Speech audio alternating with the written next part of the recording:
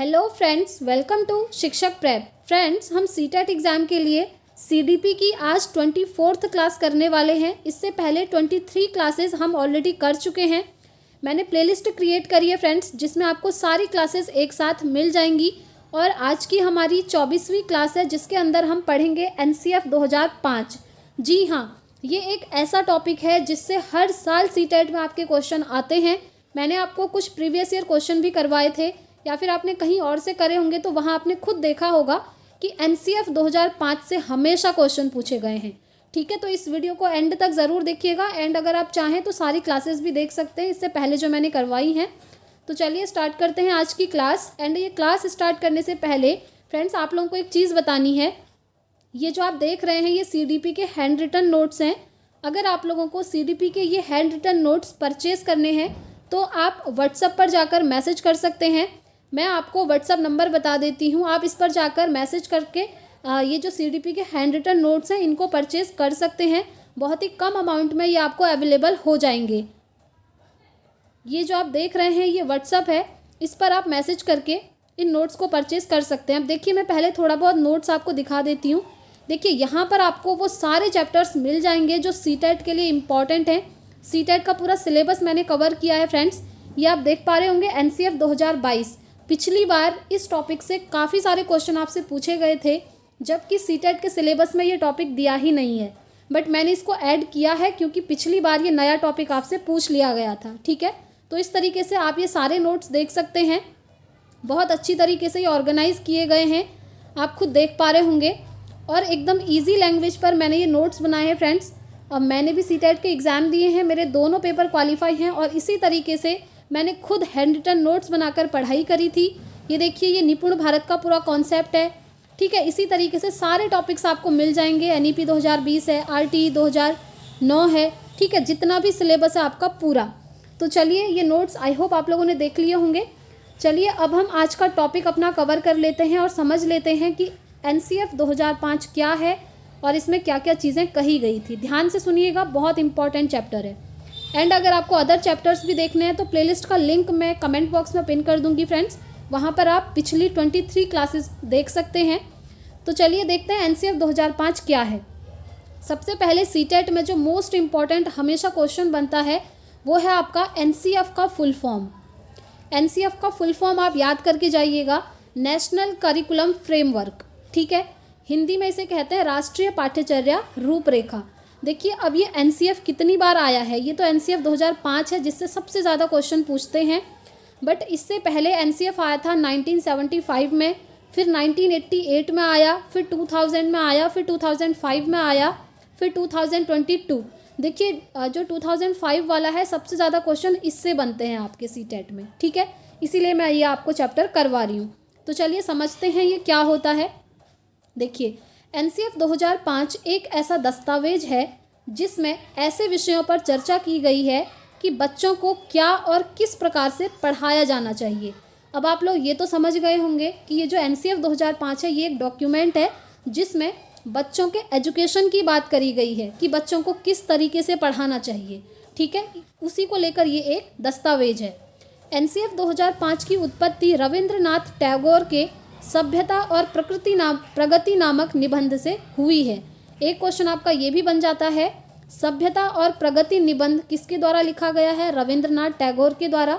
और एनसीएफ 2005 की जो उत्पत्ति है ना, वो इसी निबंध से की गई है। ठीक है, नेक्स्ट है, एनसीएफ 2005 को प्रोफेसर यशपाल की अध्यक्षता में तैयार किया गया था। ये काफ़ी बार बन जाता है, इम्पॉर्टेंट है, स्टार मार्क कर लीजिए इस पॉइंट को कि जो एनसीएफ 2005 है उसको किसकी अध्यक्षता में तैयार किया गया था। तो याद रखिएगा, प्रोफेसर यशपाल की अध्यक्षता में। मैंने देखिए फ्रेंड्स सारे टू द पॉइंट चीज़ें लिखी हैं जो सीटेट एग्ज़ाम के लिए बहुत हेल्पफुल है। एंड अदर कोई आप टीचिंग एग्ज़ाम देना चाहते हैं, वहाँ पर अगर ये टॉपिक आता है तो उसके लिए भी ये इम्पॉर्टेंट है। ठीक है, एनसीएफ 2005 का आधार, ये भी आपसे पूछा जाता है कि इसका बेस क्या है, इसका आधार क्या है। तो इसका आधार है फ्रेंड्स लर्निंग विदाउट बर्डन, यानी कि बिना बोझ के शिक्षा। ठीक है, इसमें यह कहा गया है कि बोझ जो है बच्चों का कम होना चाहिए, क्वालिटी एजुकेशन देनी है। बोझ कम होना चाहिए पर एजुकेशन की क्वालिटी बहुत अच्छी होनी चाहिए। तो लर्निंग विदाउट बर्डन, बिना बोझ के शिक्षा, ये आधार है एनसीएफ 2005 का। चलिए आगे बढ़ते हैं और देखते हैं एनसीएफ 2005 के मार्गदर्शी सिद्धांत। सबसे पहले ये याद रखिएगा कि इन्होंने जो सिद्धांत दिए हैं वो 5 प्रकार के हैं, ठीक है। 5 मार्गदर्शी सिद्धांत हैं। क्या क्या है देखिए। सबसे पहला है ज्ञान को स्कूल के बाहरी जीवन से जोड़ा जाए, यानी कि बच्चों को जो आप स्कूल में ज्ञान दे रहे हैं वो सिर्फ उसकी क्लासरूम तक ही सीमित ना हो, बल्कि उसका यूज़ उसकी बाहर की लाइफ में भी हो सके। यानी कि स्कूल से जब वो बाहर निकलता है, घर जाता है या फिर अपने जो फ्रेंड्स हैं उनके साथ खेलने जा रहा है, समाज में जा रहा है, तो वहाँ पर भी उस ज्ञान का यूज़ होना चाहिए। ये सबसे पहला इसका मार्गदर्शी सिद्धांत है। दूसरा है पढ़ाई को रटंत प्रणाली से मुक्त किया जाए। इसमें यह कहा गया है कि जो पढ़ाई है उसको रट करके बच्चा ना पढ़े, बल्कि ऐसे पढ़ाएं कि वो उस चीज़ को समझ पाए। रटना बिल्कुल नहीं है। जैसे पहले तक होता था ना, टीचर्स क्या करते थे, आराम से बैठेंगे और बोल देंगे आप ये याद करो, अभी हम पूछेंगे। तो बच्चे क्या करेंगे, फटाफट उसको रटने लग जाते थे। ये चीज़ हमारे टाइम पर भी होती थी। तो एनसीएफ 2005 में ये कहा गया है कि रटंत प्रणाली नहीं होनी चाहिए। तीसरा है पाठ्यचर्या पाठ्यपुस्तक केंद्रित ना हो। इन्होंने कहा है जो पाठ्यचर्या है, जो करिकुलम है, वो पाठ्यपुस्तक केंद्रित ना हो, बल्कि क्या केंद्रित हो, बाल केंद्रित हो। यानी कि जो आप करिकुलम बना रहे हैं, जो सिलेबस आप तैयार कर रहे हैं, वो बच्चे के अकॉर्डिंग होना चाहिए, ठीक है। ये चीज़ आप ध्यान रखेंगे। जैसे एक बच्चा 4th क्लास में पढ़ रहा है, तो आप उसको 6th क्लास की चीज़ें ना पढ़ाएं, आप उसको 4th क्लास की ही चीज़ें पढ़ाएं। यानी कि जो बच्चे की एज है, बच्चे का लेवल है, मेंटल लेवल है, इन सब चीज़ों को ध्यान में रख करके बच्चों को एजुकेशन देना है, ठीक है। ये कहा है इसमें। 4th है परीक्षा को अधिक लचीला बनाना और कक्षा की गतिविधियों से जोड़ना। जो एग्ज़ाम है वो कैसा होना चाहिए, फ्लेक्सिबल होना चाहिए, ठीक है। ऐसा नहीं कि आप ऐसे क्वेश्चन दे रहे हैं परीक्षा में जो किसी भी बच्चे को नहीं आ रहे हैं। काफ़ी स्ट्रिक्ट जो होता है, रिजिड होता है, जो वो नहीं करना है, बल्कि फ्लेक्सिबल बनाना है, ठीक है। और साथ ही साथ कक्षा की गतिविधियों से जोड़ना। जो क्लासरूम में बच्चे एक्टिविटीज़ करते हैं उससे भी वो चीज़ कनेक्टेड होनी चाहिए, ठीक है। नेक्स्ट है राष्ट्रीय मूल्यों के प्रति आस्थावान विद्यार्थी तैयार किए जाएं। ठीक हो गया। ऐसे विद्यार्थी तैयार करने हैं जो राष्ट्रीय मूल्यों के प्रति आस्थावान हो, यानी कि स्कूल में उनको राष्ट्रीय मूल्य हमारे क्या हैं, मूल्यों से रिलेटेड वैल्यूज़ जो होती हैं, नॉर्म्स होते हैं, उनसे रिलेटेड नॉलेज भी बच्चों को देनी है। तो आई होप आप लोग समझ गए होंगे। ये जो 5 आप देख रहे हैं फ्रेंड्स, ये बहुत इंपॉर्टेंट है, इसके मार्गदर्शी सिद्धांत, और इससे सीटेट में डेफिनेटली क्वेश्चन आपके बनते हैं। चलिए आगे बढ़ते हैं। अब देखिए एनसीएफ 2005 ने कुछ सुझाव दिए हैं। क्या सुझाव दिए हैं देखिए। सबसे पहला है बालक सक्रिय है, वह स्वयं से जाने और सीखे और नई नई चीज़ों को आजमाए, जोड़ तोड़ करे, गलतियां करे और स्वयं उसमें सुधार लाए। यानी कि बच्चों को ऐसे फ्रीडम देना है आपको कि बच्चे जो हैं चीज़ों को सीखें, नई नई चीज़ें। हो सकता है वो पहले गलतियां करेंगे, जोड़ तोड़ करेंगे, बट उसके बाद धीरे धीरे स्वयं उनमें सुधार आने लगेगा। ये चीज़ कहा है एनसीएफ 2005 में। आगे बढ़ते हैं और क्या कहा है देखिए। ये सारे पॉइंट ना आपके एग्ज़ाम के लिए बहुत इंपॉर्टेंट हैं फ्रेंड्स। बिलीव मी, जब आप एग्ज़ाम देने जाएंगे ना, आपको खुद ये चीज़ रियलाइज़ होगी। सीखना सक्रिय, यानी कि लर्निंग एक्टिव व सामाजिक गतिविधि, सोशल एक्टिविटी है। इसमें यह कहा है कि जब बच्चा कोई भी चीज़ सीखता है तो वो एक्टिव होकर के सीखता है, उसका दिमाग खुला होता है, इमोशन उसके जुड़े होते हैं, यानी कि इंटरेस्ट के साथ वो चीज़ों को सीखता है। और ये एक सोशल एक्टिविटीज़ है, ठीक है। ये क्या है, एक सोशल एक्टिविटी है, सामाजिक गतिविधि है। इसका यूज़ वो समाज में जा कर के भी करता है। नेक्स्ट है सीखने में यांत्रिकता नहीं होनी चाहिए, यानी कि यांत्रिकता, आप कुछ टेक्निकल चीज़ें इतनी भर भर के ना डालें एजुकेशन में जो बच्चों को समझ में नहीं आ रही हैं, ठीक है। नेक्स्ट है सीखने को डर और अनुशासन, यानी कि फियर एंड डिसिप्लिन की जगह आनंद एवं रुचि से जोड़ा जाए। यानी कि जब आप बच्चे को कोई चीज़ सिखा रहे हैं तो ऐसा नहीं होना चाहिए कि बच्चा डर करके उस चीज़ को सीख रहा है और एकदम आपने स्ट्रिक्ट डिसिप्लिन, अनुशासन रख दिया तो बच्चा अनुशासन में बैठा है और डर के मारे आपकी चीज़ें सुन रहा है। ऐसे में वो चीज़ें समझेगा नहीं, सिर्फ सुनेगा और रटेगा। इसलिए इस शिक्षण प्रणाली को दूर करके जो प्रणाली आपने अपनानी है वो है आनंद और रुचि, यानी कि बच्चों को इस तरीके से पढ़ाएं कि बच्चों को आनंद भी आए, मज़ा भी आए और उनकी रुचि भी उस चीज़ में बढ़ने लगे, ठीक है।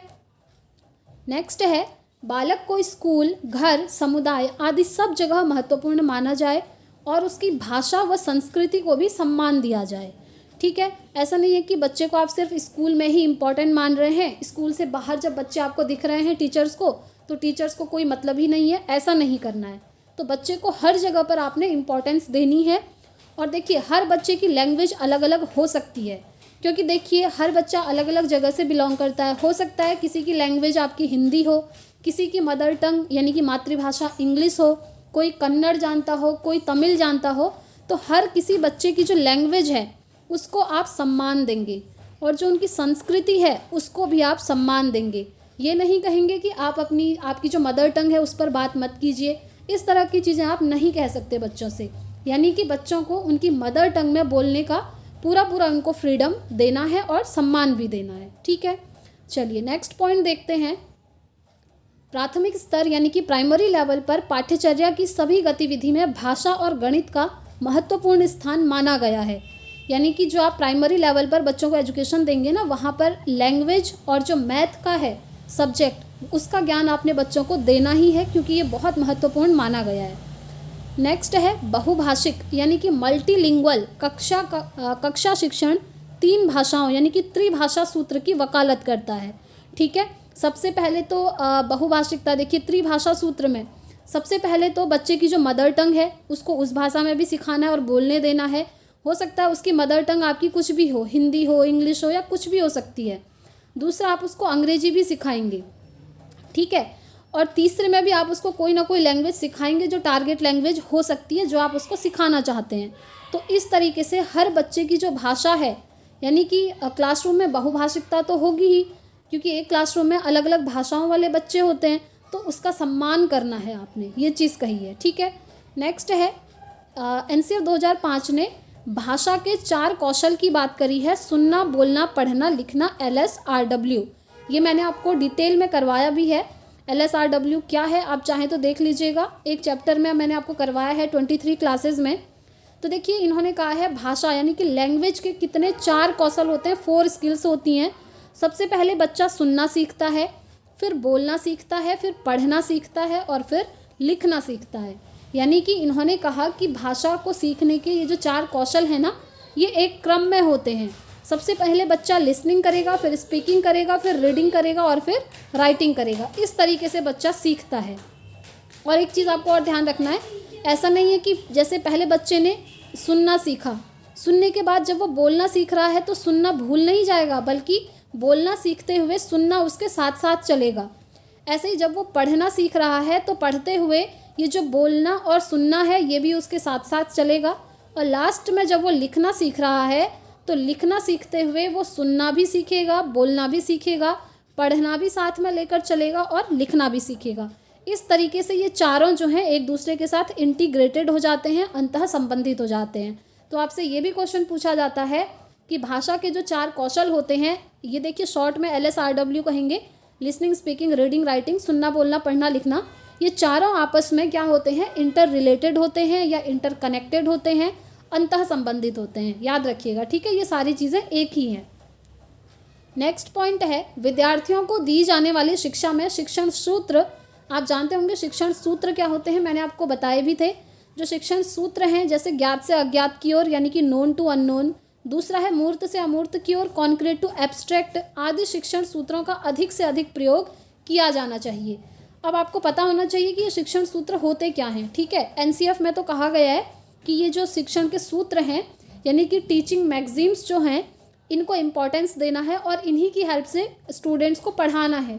तो सबसे पहला है नोन टू अननोन यानी कि ज्ञात से अज्ञात की ओर।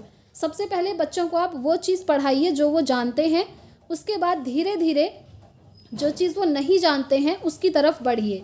ठीक है, ऐसे ही सबसे पहले मूर्त चीज़ें बच्चों को दिखाइए और उसके बाद अमूर्त चीज़ें यानी कि कॉन्क्रीट से आप एब्स्ट्रैक्ट की तरफ जाएंगे। कॉन्क्रीट चीज़ें वो होती हैं फ्रेंड्स जिन चीज़ों को बच्चा देख सकता है, टच कर सकता है, फील कर सकता है। बट जो एब्स्ट्रैक्ट चीज़ें होती हैं ना, एब्स्ट्रैक्ट चीज़ें उनको बच्चा देख नहीं सकता है, ना ही टच कर सकता है, ना ही फील कर सकता है। एब्स्ट्रैक्ट चीज़ें उसके दिमाग में होती हैं, उसके बारे में सिर्फ वो इमेजिन कर सकता है। ठीक है, तो इस तरह के शिक्षण सूत्र के द्वारा बच्चों को पढ़ाना है। नेक्स्ट है सज़ा और पुरस्कार यानी कि पनिशमेंट एंड वेगेंस को सीमित किया जाए। जो सज़ा और पुरस्कार वाली चीज़ें हैं इनको सीमित करना है, ठीक है। बच्चों को ज़्यादा सज़ा नहीं देनी है और ऐसा भी नहीं है कि हर बात में आप उनको पुरस्कार दे रहे हैं, ये भी सही नहीं है। नेक्स्ट है सह शैक्षिक गतिविधियों में बच्चों के अभिभावकों को भी जोड़ा जाए। देखिए सह शैक्षिक गतिविधियाँ जो पाठ्यक्रम होता है ना, जो सिलेबस होता है, उससे अदर जो एक्टिविटीज़ होती हैं जैसे स्पोर्ट्स होता है, कोई डिबेट कंपटीशन होता है, म्यूज़िक हो गया, मतलब कि आपके सिलेबस के बाहर की चीज़ें सारी एक्टिविटीज़ वो भी बच्चों को करवानी है और उसमें बच्चों के जो पेरेंट्स हैं, अभिभावक हैं, उनको भी जोड़ना है। नेक्स्ट है विशाल पाठ्यक्रम और मोटी किताबें शिक्षा प्रणाली की असफलता का प्रतीक हैं। ये सारी चीज़ें एनसीएफ 2005 में कही है, ध्यान रखिएगा। तो कहने का मतलब है इसमें ये बताया है कि बहुत ज़्यादा पाठ्यक्रम और मोटी मोटी किताबें जो हैं बच्चों को नहीं देनी है। ये शिक्षा प्रणाली की असफलता का एक प्रतीक है क्योंकि इतना सारा बच्चे नहीं पढ़ सकते हैं। इससे अच्छा है कि बच्चों को आप कम ज्ञान दो, बट ऐसा ज्ञान दो जो वो अपने रियल लाइफ से उसे रिलेट कर पाएँ। नेक्स्ट है मूल्यों और उपदेश देकर नहीं, वातावरण देकर स्थापित किया जाए। यानी कि होता है ना क्लासरूम में जाकर टीचर क्या करते हैं उपदेश देने लगते हैं, लेक्चर देते हैं। तो इस तरीके से बच्चों को ना पढ़ाएं, बच्चों को इस तरीके से पढ़ाएं कि ऐसा एनवायरनमेंट बनाएं जहाँ पर बच्चा खुद ही रुचि लेने लगे पढ़ने के लिए। तो जो एनवायरनमेंट है क्लासरूम का उसको बहुत ज़्यादा महत्व दिया है एनसीएफ 2005 में। आगे बढ़ते हैं। देखिए बहुत सारी चीज़ें हैं, ये आपको ध्यान रखनी है। पुस्तकालय यानी कि जो लाइब्रेरी हैं उसमें बच्चों को स्वयं पुस्तक चुनने का अवसर दें। देखिए हर स्कूल में लाइब्रेरीज़ तो मोस्टली होती ही हैं, तो ऐसा नहीं है कि लाइब्रेरी में बच्चे गए तो टीचर्स खुद से उनको बुक्स दे रहे हैं कि नहीं आपको यही पढ़नी पड़ेगी। ऐसी चीज़ें नहीं करनी है। लाइब्रेरी में बच्चों को जाने दीजिए और उनको खुद जो है पुस्तक चुनने का अवसर दीजिए। उनका जो मन कर रहा है उस पुस्तक को उन्हें पढ़ने दीजिए, ठीक है। नेक्स्ट है शिक्षकों को अकादमिक संसाधन और नवाचार यानी कि इनोवेशन आदि समय पर पहुंचाए जाएं, ठीक है। ये सारी चीज़ें शिक्षकों तक पहुंच जानी चाहिए ताकि वो बच्चों को वो चीज़ें पढ़ा पाएँ, क्योंकि जो नवाचार है, इनोवेशन है, उसमें कितनी सारी चीज़ें आजकल आप देख ही रहे हैं, डिजिटल इंडिया है ना। नेक्स्ट है समुदाय को मानवीय संसाधन के रूप में प्रयुक्त होने का अवसर दें। यानी कि जो समुदाय है उसको ह्यूमन रिसोर्स के रूप में प्रयुक्त होने का आप अवसर दें, यानी कि बच्चों को ये अपॉर्चुनिटीज़ मिलनी चाहिए। मानसिक स्तर, आयु एवं योग्यता के अनुसार पाठ्यक्रम का निर्धारण। जो चीज़ मैंने आपको पहले ही बोली थी कि बच्चों को आप जो भी चीज़ पढ़ा रहे हैं, बच्चे के मानसिक स्तर यानी कि जो मेंटल लेवल है, उसकी एज है, उसकी एलिजिबिलिटी है, उसकी एबिलिटी है, उसके अकॉर्डिंग जो है पाठ्यक्रम को रेडी किया जाए। ऐसा ना हो कि 4th क्लास के बच्चे को आप 6th क्लास की चीज़ें पढ़ा रहे हैं, ऐसा नहीं करना है, क्योंकि ऐसे में बच्चा ना ही सीख पाएगा और वो बहुत बोर होने लगेगा, ठीक है। नेक्स्ट है बालकों के चहुमुखी विकास यानी कि ऑलराउंड डेवलपमेंट पर आधारित पाठ्यचर्या होनी चाहिए। ऐसा नहीं है कि सिर्फ बच्चों की रीडिंग स्किल डेवलप हो रही है और कोई भी स्किल्स डेवलप नहीं हो रही हैं, ऐसा नहीं होना चाहिए। इसीलिए कहा है कि करिकुलम के अंदर आपको पढ़ाना भी है, आपको स्पोर्ट्स वगैरह भी करवाना है, यानी कि ऑलराउंड डेवलपमेंट उसका करना है, मेंटल है, फिजिकल है, इमोशनल है, सारी चीज़ें, ठीक है। नेक्स्ट है सभी विद्यार्थियों हेतु समावेशी वातावरण तैयार करना, यानी कि इंक्लूसिव एनवायरनमेंट होना चाहिए। इंक्लूसिव एनवायरनमेंट मतलब सारे स्टूडेंट्स को एक जैसा मान करके उनको पढ़ाना, उनको चीज़ें सिखाना, एक जैसा एनवायरनमेंट सभी को देना। ऐसा नहीं कि किसी बच्चे को टीचर बहुत अच्छा मानते हैं तो उन्हें अलग सा एनवायरनमेंट दे रहे हैं और किसी बच्चे को अच्छा नहीं मानते हैं तो उन्हें अलग एनवायरनमेंट में रख रहे हैं। ऐसा जो पक्षपात है, बायसनेस है, ये नहीं करनी है, ठीक है। सारे बच्चों को एक साथ इंक्लूड करके सेम एनवायरनमेंट देना है और सेम एजुकेशन देनी है। चलिए, आई होप आप लोग ये समझ गए होंगे। अब बढ़ते हैं हम एनसीएफ 2005। देखिए 5 विधियों पर ये जोर देता है और इन विधियों से आपके क्वेश्चन काफ़ी बनते हैं। तो इन विधियों को आप याद कर लीजिएगा कि एनसीएफ 2005 ने कौन कौन सी 5 विधियों पर जोर दिया है। सबसे पहला है करके सीखना यानी कि लर्निंग बाय डूइंग। दूसरी मेथड है इंस्पेक्शन मेथड यानी कि निरीक्षण विधि। तीसरा है परीक्षण विधि यानी कि टेस्ट मेथड। चौथा है सामूहिक विधि यानी कि कलेक्टिव लॉ। नेक्स्ट है मिश्रित विधि यानी कि मिक्स्ड मेथड, ठीक है। तो ये जो 5 विधियाँ आप देख रहे हैं, इन 5 विधियों पर एनसीएफ 2005 जोर देता है। जोर देता है कहने का मतलब एनसीएफ 2005 में ये कहा गया है कि बच्चों को इन 5 विधियों के थ्रू आप पढ़ाइए, क्योंकि ये विधियाँ ऐसी हैं जिनके थ्रू आप बच्चे का ऑलराउंड डेवलपमेंट कर सकते हैं। जैसे लर्निंग बाय डूइंग, आप जानते ही हैं। सबसे पहले तो आप ये याद रखिए, लर्निंग बाय डूइंग का कॉन्सेप्ट किसने दिया था, इसका जन्मदाता कौन है। मैंने आपको बहुत बार बताया है थ्योरी की क्लासेस में। इसका आंसर आप मुझे कमेंट बॉक्स में करेंगे कि लर्निंग बाय डूइंग, करके सीखना के जन्मदाता कौन है। ठीक है, देखिए लर्निंग बाय डूइंग होता क्या है, यहाँ पर बच्चों को करके सीखने का अवसर देना है, यानी कि बच्चे खुद से अपने हाथ से एक्टिविटीज़ करके चीज़ों को सीखें। ये चीज़ इसमें कही गई है। जैसे बच्चों को एक्सपेरिमेंट वगैरह करवाते हैं मैथ्स में, साइंस में, तो वहाँ पर बच्चे खुद से अपने हाथों से एक्टिविटीज़ करते हैं। तो इस तरीके से बच्चों को पढ़ाना है। ये मेथड इम्पॉर्टेंट मानी है एनसीएफ 2005 ने। ऐसे ही आपका निरीक्षण विधि होती है, निरीक्षण विधि आपने अपनानी है, और परीक्षण विधि भी आपने अपनानी है, सामूहिक विधि भी अपनानी है, और मिश्रित विधि भी। मिश्रित विधि के अंदर सारी विधियाँ आपकी आ जाती हैं टीचिंग की। ठीक है, सामूहिक विधि आप जानते ही हैं, जब बच्चे एक साथ कलेक्ट होकर के चीज़ों को सीखते हैं, एक ग्रुप में सीखते हैं। परीक्षण विधि जब आप उनका टेस्ट लेंगे, ठीक है, और जो टेस्ट है वो सिर्फ पेन पेपर टेस्ट नहीं होना चाहिए, बल्कि उसके सारे एंगल में उनका क्या होना चाहिए, परीक्षण होना चाहिए। जैसे सह शैक्षिक गतिविधियाँ जो वो करता है, स्पोर्ट्स वगैरह, उसका भी आपको क्या करना है, परीक्षण करना है। ठीक है, ऐसे ही आपकी निरीक्षण विधि भी होती है। तो ये जो आप देख रहे हैं, ये 5 विधियाँ एनसीएफ 2005 में सबसे ज़्यादा इम्पॉर्टेंट मानी गई हैं। आगे बढ़ते हैं। देखिए ये कुछ चीज़ें हैं, ये भी आप ध्यान रखेंगे। एनसीएफ 2005 में शिक्षक के प्रति दृष्टिकोण शिक्षक ज्ञान का स्रोत नहीं, अपितु एक ऐसा फैसिलिटेटर यानी कि सुगम करता है जो सूचना को अर्थ या बोध में बदलने की प्रक्रिया में विविध उपायों द्वारा बच्चों हेतु सहायक हो। यानी कि जो शिक्षक है सिर्फ क्वेश्चन आंसर के लिए शिक्षक नहीं है, बल्कि शिक्षक एक फैसिलिटेटर की तरह काम करेगा स्टूडेंट्स के लिए। जैसे स्टूडेंट कोई चीज़ पढ़ रहे हैं, उन्हें समझ में नहीं आ रहा है, तो वो टीचर से पूछ सकते हैं, टीचर वहाँ पर उनकी हेल्प करेंगे। ऐसा नहीं है कि टीचर का जो ज्ञान है वो पूरा उलट दे रहे हैं बच्चों के ऊपर, ये नहीं करना है। बच्चों को जितना आता है पहले वो खुद से करेंगे, फिर टीचर सिखाएंगे। बच्चे हो सकता है गलतियाँ भी करेंगे, फिर गलतियों से बच्चे खुद भी सीखेंगे, और बच्चों को जो चीज़ समझ में नहीं आ रही है वो टीचर से पूछेंगे भी। तो इस तरीके से एक फैसिलिटेटर की तरह टीचर ने काम करना है। ये नहीं करना है कि अपना सारा ज्ञान उलट पुलट करके बच्चे के ऊपर डाल देना है और बच्चों को समझ में आया या नहीं टीचर को कोई मतलब ही नहीं है, ऐसा नहीं करना है। ठीक है, आई होप आप लोग समझ गए होंगे। तो फ्रेंड्स, एनसीएफ 2005 का कॉन्सेप्ट यहाँ पर कंप्लीट होता है। ये एनसीएफ 2022 है, ये मैं आपको नेक्स्ट वीडियो में करवाऊँगी। देखिए फ्रेंड्स, अगर आप लोगों ने किसी के नोट्स लिए हैं तो बहुत अच्छी बात है, एंड यदि आप सेल्फ स्टडी करना चाहते हैं तो वो भी अच्छी बात है। आप कोई एक यूट्यूब चैनल पकड़िए और उस पर बिलीव करके बढ़िया से अपने नोट्स खुद भी प्रिपेयर कर सकते हैं, और उनको एग्ज़ाम टाइम पर बार बार रिवाइज़ करेंगे तो आपका एग्ज़ाम आराम से क्लियर हो जाएगा।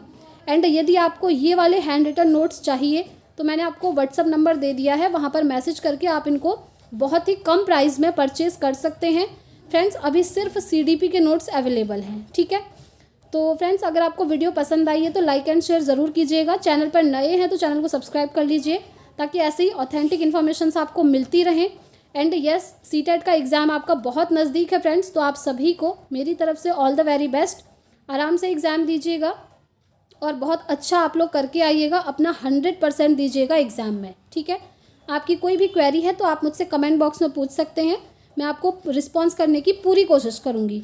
तो इस वीडियो में इतना ही रखते हैं फ्रेंड्स, मिलेंगे नेक्स्ट वीडियो में। Thanks for watching.